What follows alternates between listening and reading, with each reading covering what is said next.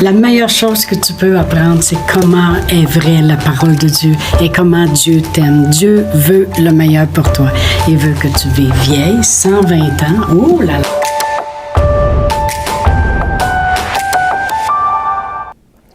Bonjour, bienvenue à Inspiration.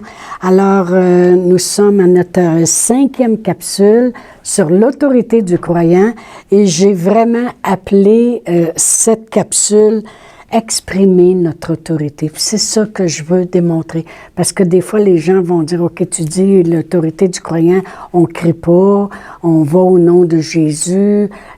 Alors, comment on l'exprime, notre autorité? Alors, je veux vous montrer des façons d'exercer votre autorité qui n'est pas nécessairement juste dire au nom de Jésus, sois sauvé. Amen. Alors, lorsqu'on regarde à l'exemple, vous pourrez lire dans Actes 16, vous savez, on parle souvent de l'apôtre Paul et Silas lorsqu'ils avaient été mis en prison. Alors, comment ont-ils exercé leur autorité pour que le miracle se fasse et qu'ils puissent sortir de la prison? Alors, comment ils l'ont exercé? Quand tu loues. Alors, eux, et ils n'ont pas dit « Au nom de Jésus, que les portes se rouvrent ». C'est pas toujours...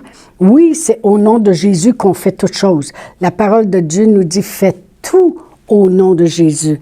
Mais vraiment, la façon qu'ils ont fait au nom de Jésus, c'est qu'ils ont loué au nom de Jésus. Ils priaient et louaient Dieu.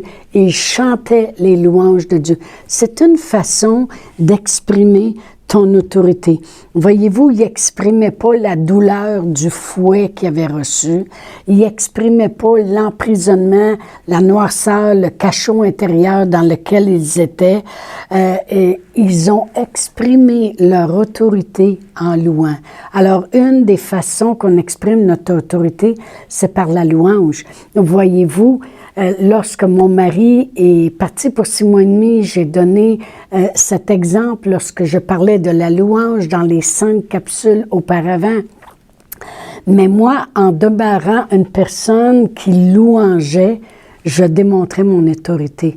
Je démontrais que ce n'est pas les circonstances qui me font mal parler, mal agir, mal fonctionner. Je démontrais mon autorité. Alors, une façon que tu démontres ton autorité, c'est vraiment par la louange. Ça se voit, l'autorité. Ça s'entend, l'autorité.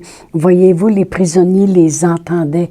Ils voyaient bien que ces gens-là, malgré tout ce qu'ils venaient de subir, le fouet, l'emprisonnement, c'était des gens qui exprimaient. Ça s'exprime, l'autorité. Amen. Et ça l'amène une démonstration de puissance. Alors, si la démonstration de puissance s'est faite, c'est bien parce que l'autorité était exprimée, la foi au nom de Jésus. Alors, ce ne sont pas les événements qui te dominent, mais c'est vraiment ce que tu crois en Dieu et au nom de Jésus. Alors, une façon d'exprimer notre autorité, c'est par la louange. Lorsqu'on le loue, puis on le loue, on exprime en qui on croit, ce qu'on croit et les paroles qui sortent de notre bouche. Une autre façon d'exprimer notre autorité, parce que c'est ce qu'on regarde aujourd'hui, exprimer notre autorité, j'ai marqué « quand tu dors ». Ah, vous allez dire, qu'est-ce que c'est quand je dors la nuit? Entendons-nous, je vais vous donner le contexte. Amen. Quand tu dors, au lieu de rester debout toute la nuit à t'en faire, puis pas dormir de la nuit parce que t'as été tourmenté, puis comment m'en faire, puis comment... Autrement dit, quand tu dors. Vous savez, dans Matthieu 8, vous lirez l'histoire à la maison du verset 23 à 27. Dans Matthieu 8, verset 23 à 27, vraiment, la parole de Dieu nous dit ici que Jésus avait dit à ses disciples, « Passons de l'autre côté ». Alors lui, il est embarqué dans la barque et puis il s'est endormi. Mais durant le temps qu'il dort, ça dit que la tempête s'est élevée puis au point que l'eau remplissait la barque. Il y avait de l'eau. Puis là, les apôtres, ils ont eu peur, puis ils ont réveillé Jésus, puis ils ont dit, « Ne crains-tu pas qu'on périsse, puis qu'on se noie, là? » Alors, je peux vous dire une chose, j'ai déjà embarqué dans un bateau, puis j'étais réveillée, puis quand il y a de l'eau qui revole sur toi, ça te brasse, ça te réveille. Imaginez-vous s'il dormait là, puis l'eau embarquait, ça veut dire qu'il dormait dur. Et la chaloupe, elle doit brasser sur un bord puis sur l'autre. Soit qu'il était bien fatigué, mais en tout cas, il dormait dur. Et puis, les disciples, eux autres, ils voient bien que la barque, elle brasse sur un bord et sur l'autre, puis que là, l'eau rentre dans la barque, puis on dit, hey, on va se noyer, ça n'a pas de bon sens. Mais lui, ça dit, et lui, il dormait à la poupe. Puis là, les apôtres sont arrivés, puis ils l'ont réveillé, puis ils ont dit, ne t'inquiètes-tu pas de ce que nous périssons. Vous lirez l'histoire, comme j'ai dit dans Matthieu 8, du verset 23-27. Ne t'inquiètes-tu pas de ce que nous périssons. Autrement dit, pourquoi tu t'inquiètes pas? Tu t'inquiètes pas, tu dors. Alors vraiment, j'ai marqué que tu pratiques ton autorité quand tu dors au lieu de t'inquiéter. Voyez-vous combien de fois j'ai entendu des gens qui disent « moi, là, ça fait 2 jours que je dors pas, puis j'arrête pas de penser à ça. » C'est pas exercer son autorité, ça. Tu exerces ton autorité quand tu dis « tu dérangeras pas mon sommeil, puis je vais dormir pareil, parce que je sais que Dieu est en contrôle. » Comme eux autres auraient dû le penser puis le dire. Ils auraient dû dire « écoute bien, si Jésus est avec nous, qui peut être contre nous? » Si Jésus est là, puis nous a dit de passer de l'autre côté, vous savez, quand Jésus parle, la chose, elle arrive. Même si ça brasse, ah ouais, prends ton chapeau, puis enlève l'eau, là, puis on va se rendre de l'autre côté parce que Jésus est avec nous. Il aurait démontré le calme, il aurait démontré qu'ils n'ont pas peur, puis il aurait démontré qui est en autorité dans le bateau. Est-ce que c'est la tempête ou est-ce que c'est Jésus? Alors, mais en réveillant Jésus, en lui disant « Ne t'inquiètes-tu pas, on est en train de périr », ils ne démontraient pas leur autorité. Ils démontraient que la tempête avait autorité sur eux et non pas eux sur la tempête. Mais c'est la même chose avec nous. Vous savez, quand les choses s'élèvent, les circonstances, tous les problèmes, puis que nous autres, on décide « Non, je ne vais pas m'en faire. » Parce que même si je m'en ferais, comment je pourrais changer la situation? Je m'en remets à Dieu. Dieu est bon. Dieu va m'aider. Dieu va trouver une solution. Mais ça, c'est exercer son autorité. Fait que tu vas te coucher en paix, puis tu sais que Dieu prend soin. Tu marches en autorité. Une autre façon qui démontre comment on peut marcher en autorité, c'est quand tu marches avec conviction et fermeté dans ta foi. Quand tu prends ta démarche de foi, puis tu continues avec conviction puis fermeté, tu démontres ton autorité. Et pour ça, ça se trouve dans Marc 5. Et l'exemple que j'ai, c'est bien la femme avec l'issue de sang, du verset 25 à 34. C'est vraiment la femme avec l'issue de sang. Parce que elle n'a pas laissé, elle ne s'est pas empêchée d'avancer, elle ne s'est pas empêchée, elle a continué avec conviction. Jésus est là, Jésus a guéri, Jésus a pardonné, Jésus est amour, et elle n'a pas laissé, elle a continué avec conviction. Elle n'a pas laissé ce qui pouvait être dangereux devant elle. Elle n'a pas laissé rien l'arrêter, ni Jairus, ni... Parce qu'on sait que Jairus est un chef de synagogue qui aurait eu le pouvoir de la faire lapider. Jusqu'elle, elle s'approche d'une foule. Il avait des pouvoirs, lui-là. Et en plus, on sait très bien que Jairus, il y avait une situation extrême à la maison. C'est lui, il est venu voir Jésus, puis il a dit, « Ma petite fille est à l'extrémité, viens, impose-lui les mains, puis elle va être guérie. » Alors, c'est quand tu laisses rien t'arrêter. Puis tu continues pareil. Tu continues dans ta marche de foi, puis tu continues d'avancer. Ta fermeté démontre ton autorité que tu as. Voyez-vous, elle n'a pas laissé ni Jairus, ni la foule, ni sa situation, ni combien faible elle était, parce qu'elle aurait pu rester à la maison couchée dans son lit. Elle était une femme faible depuis 12 ans qu'elle avait une issue de sang, puis elle avait toujours empiré. Ça veut dire que là, ça commence à se jeter ailleurs, puis elle commence à avoir plein d'autres bobos avec ça. Mais elle n'a pas laissé rien l'arrêter. Vraiment, Quand on marche avec une autorité du croyant, on marche avec une fermeté, puis une conviction dans notre foi, puis on continue d'avancer. Mais continuer d'avancer, puis ne pas laisser se faire arrêter par toutes sortes de choses, ça démontre une autorité du croyant. Elle est déterminée. Amen.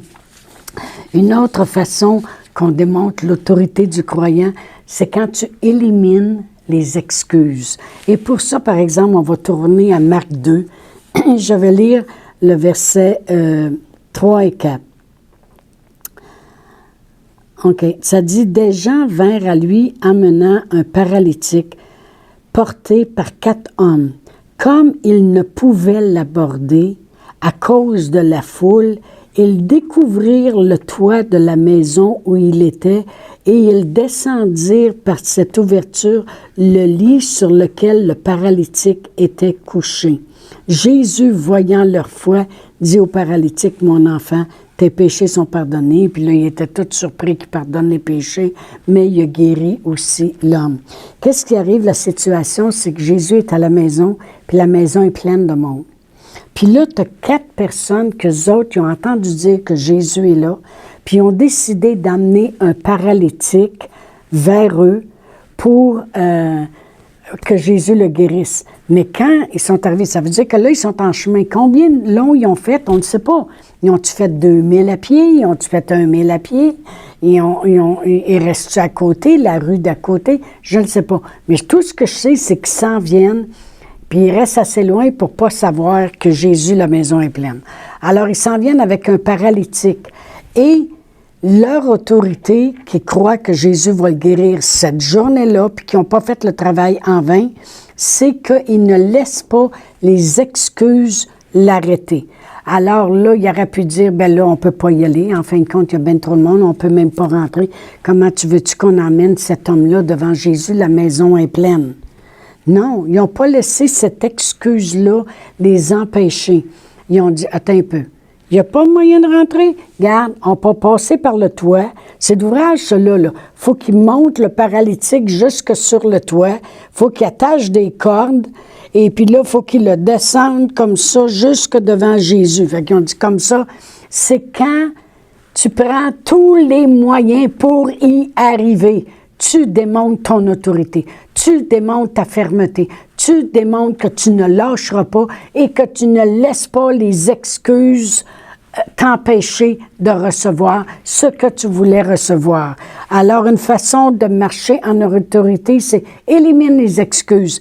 Ouais, mais moi, je suis pas belle, puis je chante pas bien, puis j'ai pas grand talent, puis je peux pas faire grand-chose, puis j'ai pas d'argent, puis j'ai pas eu d'instruction, puis j'ai pas été à l'école longtemps. Si t'aurais connu mes parents, si t'aurais vu comment j'avais été élevée. Écoute, tant que tu te promènes, puis tes excuses sont plus grandes que toi, vouloir tasser ça puis foncer, tu ne réussiras jamais. Tu ne démontres pas une autorité. Mais tu démontres une autorité quand tu élimines les excuses. J'ai peut-être pas l'argent, mais Dieu va prendre soin.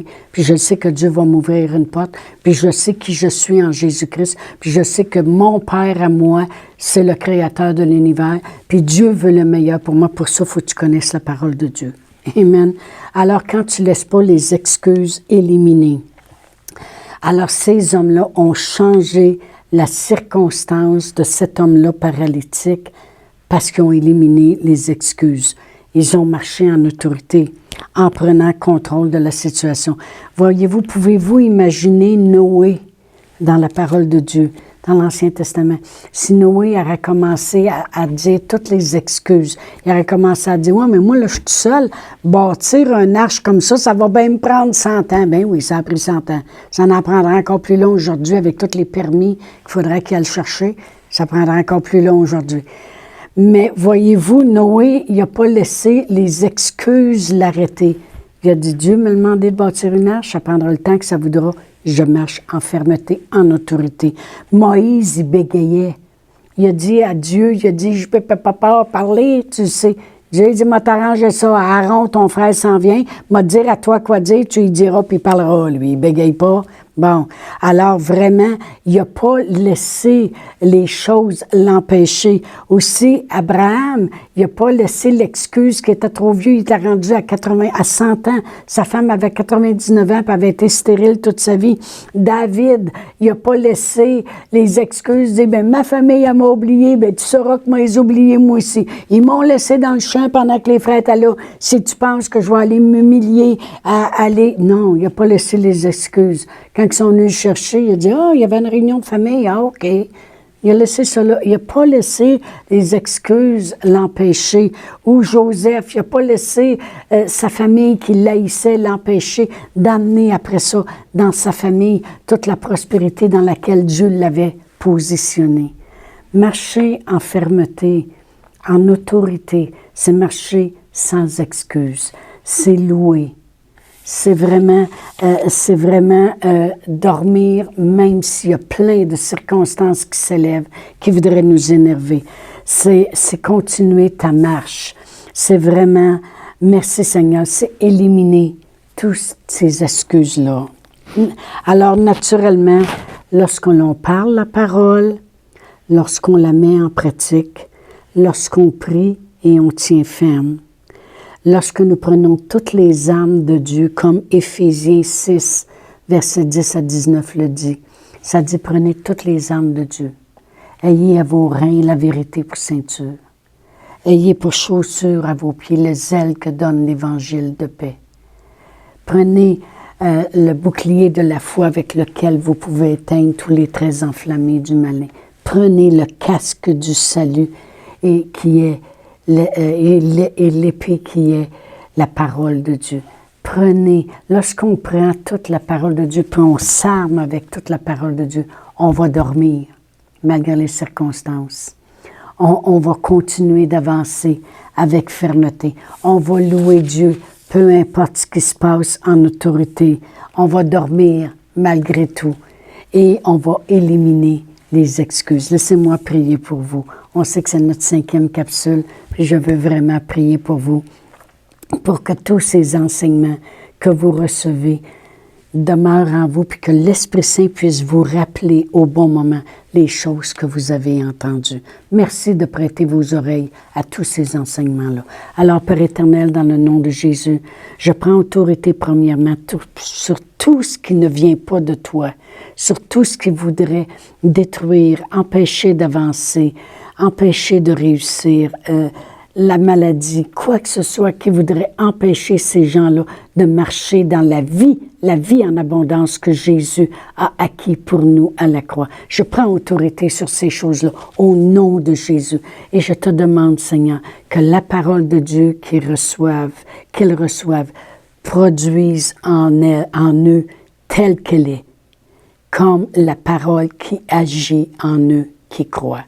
Que la parole de Dieu agisse en vous. Au nom de Jésus. Amen. Alors, je vous dis aux prochaines capsules. On se revoit. Au revoir. Chantal Paulus est avec vous tous les jours du lundi au vendredi sur Facebook et YouTube. Vous pouvez écrire à Chantal en privé sur Messenger. Si vous avez manqué une capsule, retrouvez-la sur la section vidéo de Facebook ou sur YouTube si vous désirez faire un don par Interact. Voici l'adresse courriel capsule.inspiration au pluriel @gmail.com. Le mot de passe est inspiration au pluriel. Vous pouvez aussi faire un don par www.eslr.org/dons. Veuillez indiquer en mémo Capsule Inspiration.